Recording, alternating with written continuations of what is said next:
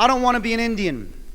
Words heard from the mouth of a young girl in my 5th grade class linger in my mind for so long, you think they were her last. In fact, I replay our conversation over and over in my head, but instead of focusing on the words, I think about what was left unsaid. Because what do you do when the person staring back at you in the mirror looks a lot like a character in the movie, a stereotype?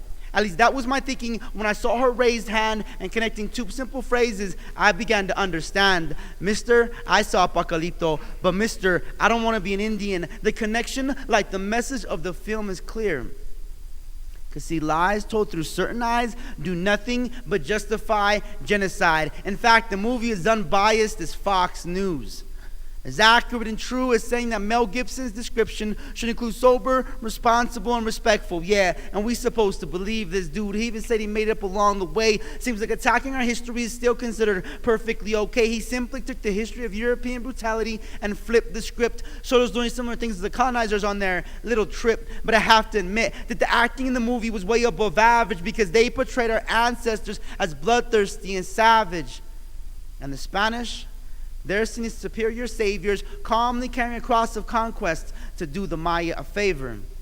And we see this anti-Indian sentiment in the way that the swift immigration raids remind us of the Wild West and John Wayne, because they had a nerve to call it Operation Wagon Train. And like those wagons that illegally crossed land that wasn't theirs, there's this air of innocence and of being fair. But you better believe that it was nothing nice having strange men come into your space with hearts as cold as ice. Immigration and customs enforcement meant removal and relocation. La Migra's message was sent because in the eyes of America, the original sin of those kidnapped to put in concentration camps was having brown skin. And like before, families awake in the wake of these wagons, separated and torn. Children wandering, wondering where their parents went. Wiping away tears years from now, remember as pain and fear. To this day, they continue to grieve. Best believe the message, quote, "This is now our land. You Indians have to leave." So with all these negative messages, I shouldn't have been surprised, but every time I remember those words, it's like I'm transported to that very moment in time.